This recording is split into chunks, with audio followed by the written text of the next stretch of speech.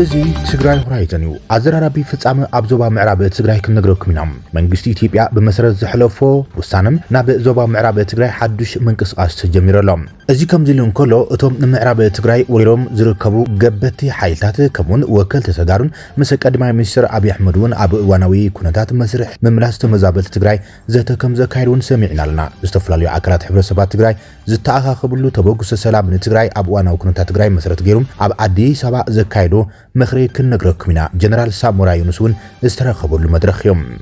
ቢቢሲ ብዛዕባ ኣብ ኢትዮጵያ ዝተፈጸመ ዘስካሕክሕ ገበን ምርመራዊ ስራሕ ዕላው ገይረሎም ቢቢሲ ኣብ ኢትዮጵያ ብሰላሕታ ማለት ውን ብሕቡእ ዝካየድ ዘሎ ኩናት ግን ድማ ዘስካሕክሑ ቃንዛ ገጻት በቲ ኩናት ብዝርዝር ኣቃሊዕሎም ኣብ ጉዳይ ኩናት ሱዳን ህጹጽ ኣኼባ ተጸዊዕሎም እቲ ህጹጽ ኣኼባ ኩነታት ሱዳን ካብ ዝሓመቐ ናብ ዝኸፍአ ኩነታት የምርሕሎ ተባሂሉ ብዛዕባ እዚኦምን ካልኦት ተወሰኽቲ ሓበሬታትን ክነካፍለኩም ኢና ክቡራት ተኸታተልትና ክሳብ መወዳእታ ዜናታትና ተኸታተሉም ንቐጽል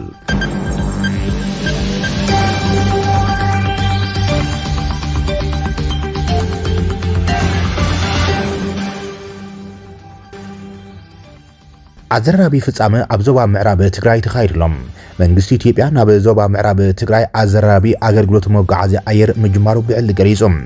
መንገዳሪ ኢትዮጵያ ናብ ከተማ ሑመራ ዝጀመረ በረራም ድሕሪ ልዕሊ 5 ዓመታት ንፈለማዋን ኮይኖም ተጋሩ ዘይኮኑ ወረርትን ሰፈርትን ዝመርሕዎ ምጅማር ኣገልግሎት በረራ ኣየር ተኻይድሎም እቲ ሎሚ ናብ ሑመራ ዝተገበረ በረራም መራሕቲ ሓይልታት ጽንተ ዝኾኑ ብመንግስቲ ፌደራል ዝተላኣኹም በዓል ኮሎኔል ደመቀ ዘውድን እሸቱ ደምለውን ዝመርሕዎ ጉዕዞ እዮም እቲ ዓመታት ተቋሪጹ ዝጸንሐ በረራ መንገዳሪ ኢትዮጵያ ካብ 10 ሕዳር 2018 ብመሰረት ናብ ሑመራ ኣገልግሎት በረራ ክጅምር ዝብሉ መንገዳሪ ኢትዮጵያ እዩ ሎሚ ተኻይድ ዘሎም ብመሰረት ማዕኸና ዜና ተሃገር እቲ ምጅማር ኣገልግሎት ስሩዕ በረራ ናብ ዞባ ምዕራብ ትግራይ ድማ ኣብቲ ዞባ ሰላማዊ ኩነታት ንምፍጣር ተስፋታት ከንብር ይኽእል እዩ ተባሂሎም ምስ ምጅማር በረራ ኣገልግሎት መንገዳሪ ኢትዮጵያ ናብ ዞባ ምዕራብ ትግራይ ተዛሚዱ ድማ ብወገን አዲስ አበባ ዝርከቡ ተጋሩ ብዛዕባ ትግራይ ይምልከተናን የእትወናን እዩ ዝብሉ ከምውን እቶም ንምዕራብ ትግራይ ጎቢጦም ዝርከቡ በዓል ኮሎኔል ደመቀ ዘውድን መሻርክቱን ምስ ቀዳማ ሚኒስትር አብይ አሕመድ ኣብ ዘተ ከም ዝቆነዩ ሰሚዕና ኣለና እቲ ዘተ ድማ ብዛዕባ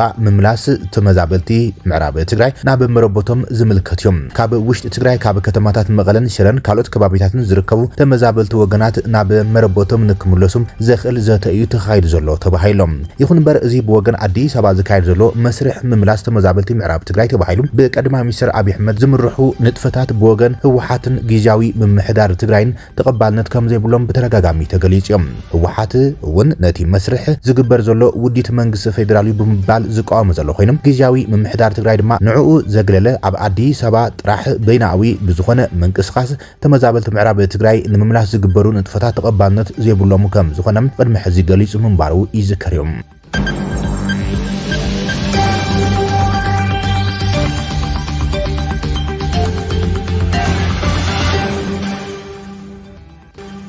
ዝተፈላለዩ ኣካላት ሕብረተሰባት ትግራይ ዝተኣኻኽብሉ ተበግሶ ሰላም ትግራይ ኣብ እዋናዊ ኩነታት ትግራይ ኣድሂቡ መኺሮም እቲ ተበግሶ ናይ ዝኾነ ፖለቲካዊ ውግና ወይ ተጻብኦ ዘይብሉ ኮይኖም ኣብ ትግራይ መሰረታዊ ለውጢ ንክመጽም ጻምእ ሰላምን ሕቶ ህዝቢ ትግራይን መፍትሒ ንክመጽእ ዝጉስጉስ ከም ዝኾነ ተገሊጸሎም እቲ ተበግሶ ነበር ኢታማዦር ሹም ሓይልታት ምክልኻል ኢትዮጵያ ጀነራል ሳሞራ ዩኑስ ዘለዎ ኮይኖም ሚኒስትር ዶክተር አብርሃም በላይ ነበር ኣፈ ጉባኤ ባይቶ ፌደሬሽን ወይዘሮ ኬርያ ኢብራሂም ከምውን ምሁር ስነ ጽሑፍን ቋንቋን ዶክተር ሓጎስ አብርሃ ዘለዎ እዮም ኣካብቲ ሓዱሽ ዝተጣየሸ ተበግሶ ሰላም ትግራይ ምዃኑ ዝገለጸ ዶክተር ሓጎስ አብርሃም እቲ ተበግሶ እዋናዊ ጸገማት ትግራይ መንቀሊኦም ፖለቲካውን ምምሕዳራውን ከም ዝኾኑ ብምንጻር ሰላማውን ዲፕሎማሲያውን መንገዲ ንኽፍትሑ ዓሊሙ ክሰርሕ ኢሎም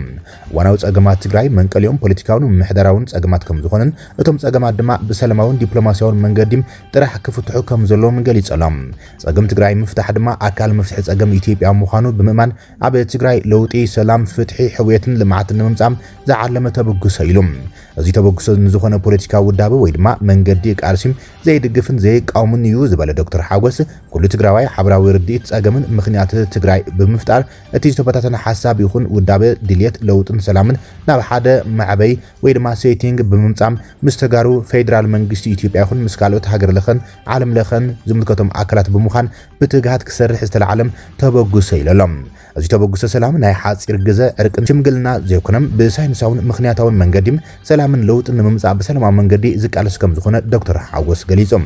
ሎሚ ዕለት ፈጸምቲ ተበግሶ ምስ ዶክተር አብርሃም በላይ ብዝተገበረ ዘተም ፌደራል መንግስቲ ኢትዮጵያ እዚ ተበግሶም ዕላምኡ ለውጢ ሰላምን ምርግጋዕን ንምምጻእ ዝዓለመም ሰላማዊ ቃልሲ ተጋሩ ክሳብ ዝኾነም ሙሉእ ብሙሉእ ከም ዝድግፎ ኣድላይ ምትሕባር ከም ዝገብርን ምስ ተበግሶ ሓቢሩ ከም ዝሰርሕን ገሊጹና ብምባል ዶክተር ሓጎስ ገሊጾሎም ኣብ ቀጻሊ ድማ ኩሉ ትግራዋይ ዲያስፖራ ሓዊሱም ኣፋላይ ሓሳብ ብዘይገድስ ዓበይቲ ሚድያት ብምስለ ቀመር ቨርቹዋል በኣካልን ዝዕደምሉ መድረኻትን ኮንፈረንሳትን ዘተ ሰላም ኣብ አዲስ አበባ ክካየድ እዩ ኢሎም እዚ ተበግሶ ሰላም ሽፋኑን ወሰኑን ትሕዝቶ እናሰፍሐ ኣብ መላእ ዓለም ተቐባልነት ንክህልዎም ናይ ኩሉ ሓላፍነት እዩ ሞ ንሰላምን ለውጥን ኩላህና ንስራሕ ክብል እዩ ኣካቢ ተበግሶ ሰላም ንትግራይ ዶክተር ሓጎስ አብርሃ ገሊጹ ዘሎም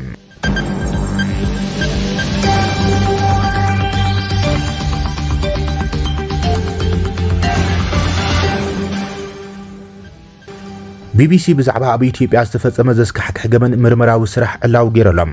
እቲ ምርመራዊ ስራሕ ኣብ ኢትዮጵያ ብሰላሕታ ዝካየድ ዘሎ ኩናት ግን ዝተኸወለ ዝበሎ ኮይኖም ዘይተገንጸሉ ቃንዛ ገጻት ጉዕዞ ህይወት ኣብ ኩናት ዝተቐርቀሩ ዜጋታት ኢትዮጵያ ቃሊዕሎም ኣብቲ ክልል ዝፍጸም ጾታዊ ዓመጽ ዝበዝሐ ዘይተሰነደ ይኹን እምበር ቢቢሲ ግና ካብ ሓምለ 2023 ክሳብ ግንቦት 2025 ኣሽሓት ጸብጸባት ዓመጽ ከም ዝተረኣየ መረዳእታታት ኣዋህሊሉ ኣሎ ኢሉ እተን ጾታዊ ዓመጽ ዘጓነፈን ደቂ ኣንስትዮን ካብ ጓል 8 ክሳብ 65 ዝዕድሜን እየን ነቲ ግጭት ንምጽብጻብ ናጻ መራኸቢ ብዙሓን ናብ ክልል ኣምሓራ ከይኣትዋም ገደብ ኣብ ዝነበረሉ እዋን ኣብ ናይሮቢ ዝርከብ ጉጅለ ቢቢሲ ኣብቲ ክልል ምስ ዝቕመጣ ደቂ ኣንስትዮ ኮነም ሓካይም ክዘራረብ ብምዃሎም እቲ ቅልውላው ኣብ ህይወት ሰባት ንዝፈጥሮ ዘሎ ጽልዋም ክሳብ ክንደይ ምዃኑ ሳሕቲ ዝርከብ መረዳእታም ከቕርብ ክኢሎም ሰራዊት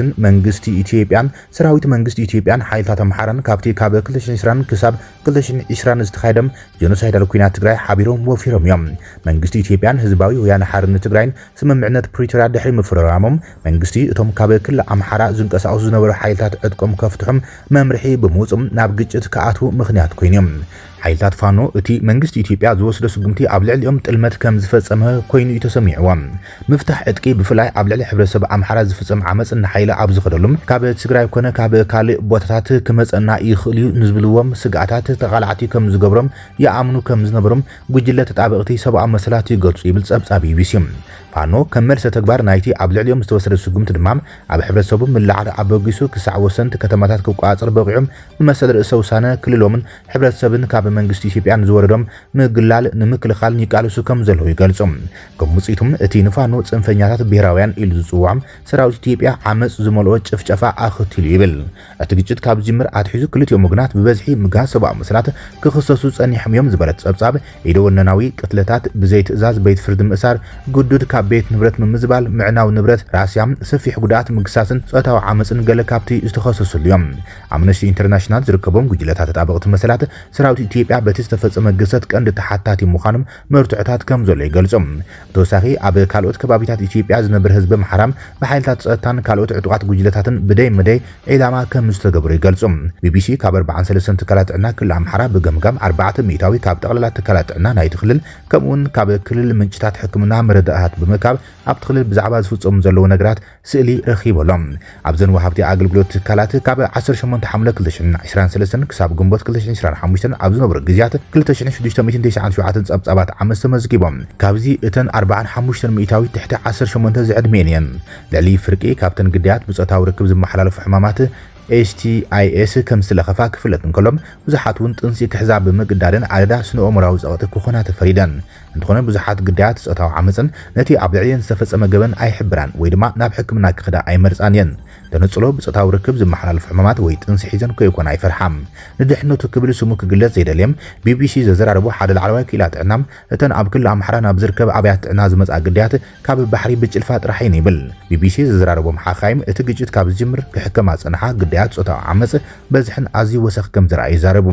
እናም ፈርፈራይን ዝመጽኣ ነዛ ክዛረባ እኳም እምብዛ ዓይን ዝፈርሓ ይብል ሓደ ሓኪም እተን ስጉምቲ ወሲደን ናብ ሕክምና ዝመጽኣ መን ከም ዝተጋስን መንጋር ፈቃደኛት ኣይኮናን ኣብቲ ክልል ዘሎ ግጭት ሕግን ስርዓትን ክፈርስ ስለ ዝገብረም ፍትሒ ዝሓታ ኣዝየን ሒደት እየን እኳ ዳስ መብዛሕትአን ጥንሲ ከይሓዛ ካብ ምስጋየን ሕክምናዊ ሓገዝ ዝሓታ ገለ ደቂ ኣንስትዮ ድሕሪ ዝወረደን ዓመጽ ዶንጌንየን ሕክምናዊ ሓገዝ ዝሓታ كمنا HIV زعمسلو بصتاو ركب زمحلالفو صره ملكفتي مدحانيታት ድማ ውጽኢታውያን ዝኾኑ ግዜ ሓልፍ ቴፕ ዝበሃል صረ መልከፍቲ HIV መድሓኒት በቲ ቫይረስ ምስተለኸፈም ሰብ ድሕሪ ዝፍጸም ቁልዕ ወሲብ ኣብ ሓጺር ግዜ ምስ ወስድ ጥራሕዩ መብዛሕት ግዜም ውጽኢታው ዝኸውን ብዘይካዚ ብስንክት ግጭት ኣገልግሎት መጓዓዝያ ብምትዕንቃፍን ጽርግያታት ምዕጻውን ቀልጢፈን ሕክምና ክረኽባ ከም ዘይከላም ቢቢሲ ዘዘራርቦም ካልእ ሓኪሙን ገሊጾም ሓደ ላዕለዋይ ክኢላ ጥዕና ሕክምናውን ማሕበራውን ቅልውላው ክመጽእ ከም ዝኽእል ዘለዎ ስጋኣት ብምግላጽ የጠንቅቕ ማእኸላት ጥዕና ኣብ ዝኣከቡ ሓበሬታ ተመርኪሶም መልከፍቲ HIV ክውስኽ ከም ዝኽእል ጥዕና ኣእምሮ ስነ ኣእምራዊ ጸገማትን ኣብ ዕናዊ ደረጃ ክበጽሕ ተኽእሎ ከም ዘሎ ምልክታት ከም ዘለለ ይገልጾም ገለ ግዳያት ነፍሰ ቅትለት ከም ዝፈተኑን ኣመልኪቶም ኣብ 2022 ካብ ሚኒስትሪ ጥዕና ኢትዮጵያ ዝረኸበ ኣሃዛት ከም ዘመላኽቶም መጠን HIV ኣብቲ ክልል ካብ 100 ሰባት ከባቢ 1.1 ከም ዝነበረም እዚ ድማ ካብቲ ብደረጃ ሃገር ዝተመዝገበ ማእኸላይ ደረጃ ዝዛይድ እዩ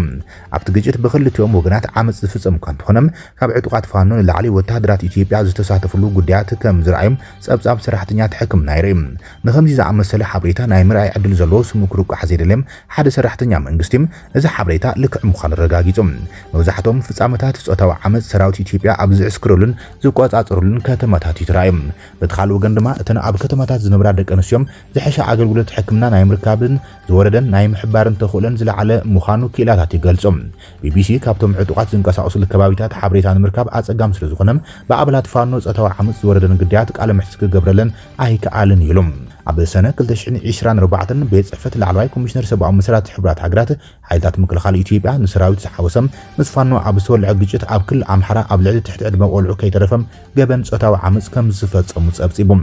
ቢቢሲ ሚኒስትር ምክልኻል ኢትዮጵያ ንዘቀረበሉ ክስ ምላሽ ክብ ሓቲቱ ንኣዋርሕ እኳ እንተተጸበየም መልሲ ግን ኣይረኸበን ቢቢሲ ብተደጋጋሚ ካብ ሰበስልጣን ክልል ኣምሓራ ዝርዝር ሓበሬታ ክወሃቦ ዘቕረበ ሕቶውን ኣይተዓወተሉን ሓደ ካብ መራሕቲ ፋኖ ኣስረስ ማሬ ዳምጠ ንቢቢሲ ኣብ ዝሃበ ሓበሬታ እቲ ዕጡቕ ብኣባላቱ ዝተፈጸመ ጉዳይ ከም ዘይፈልጥን ኣብ ልዕሊኡ ዝኾነ ክሲ ከም ዘይቀረበን ብምግላጽ ኣብ ከምዚ ዓይነት ተግባራት ምስታፍ ክሳብ ሞት ከቕጽዕ ከም ዝኽእል ኣብሪሆም ቢቢሲ መንግስቲ ኢትዮጵያ ዝመዞም ብዩኒቨርሲቲ ባህር ዳር ዝምራሕ ኣብ ልዕሊ ደቂ ኣንስትዮ ዝተፈጸመ ጾታዊ ዓመጽ ኣመልኪቶም ምርመራ ከም ዝጀመረን ኣብ ዝስዕቡ ወርሓት ውጽኢቱ ብግልጺ ክዝርጋሕ ተጽቢት ከም ዝግበረሉን ክርዳእ ክኢሎም ኣምነስቲ ኢንተርናሽናል ኣባላት ሰራዊት ኢትዮጵያ ብዝገብርዎ በደል ዘይቁጽዑ ብምዃኖም ካብ ነዊሕ እዋን ጽንሐ ምዃኑ ዘርእዮ ስክፍታ ገሊጾም ኣብ ዞባ ናይ ኣምነስቲ ተመራማሪት ሃይማኖት ኣሸናፊም ነቶም ዝበደሉ ናብ ሕጊ ንምቕራብ ዝግበር ሓቀኛ ጻዕሪ የለን ትብል ቀጺላ ምውጋእ ይቕጽሉ እዮም ዘለው ኣምሳያ ናይቲ ዝበደልዎ ዝኾነ ሳዕቤን ከየመጾም ክሳብ ሕጂ ኣብኡሎም እተን ንህይወተን ናብ ካልእ ኣንፈት ብዝወስድ ተመክሮ ዝሓለፋ ሰባት ፍትሒ ይግበአን እዩ ክትብል ትገልጽ ቢቢሲ ኣብ ኢትዮጵያ ኣብ ክልል ኣምሓራ ዝካየድ ዘሎ ዘስካሕክሕ ዝበሎ ኩናትን ዝፍጸሙ ገበናት ጾታዊ ጥቃትን ዓመጽን መሰረት ብምግባር ኣብ ዕላዊ ኣብ ዝገብሮ ምርምራዊ ስራሕ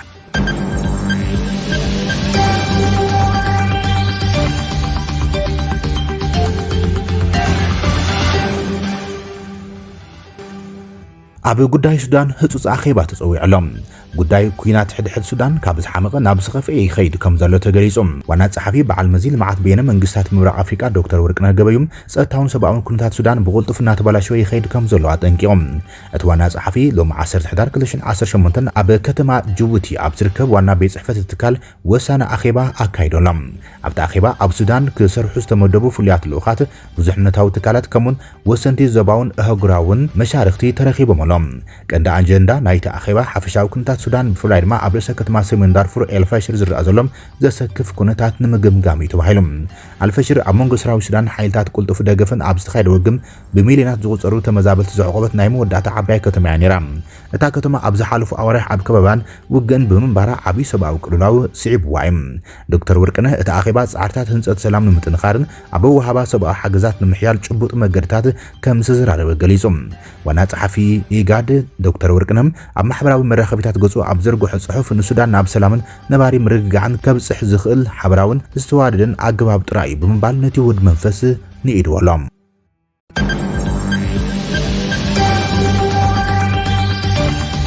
ክቡራትን ፍትዋትን ተኸታተልቲ ዜናታት ትግራይ ሃይዘን ነይ ሰዓት ዝበናዮም ሓደሽቲ ምዕባለታት ኣብዛዚብና ኣለና ንምክትታልኩም ነመስግን ሰላም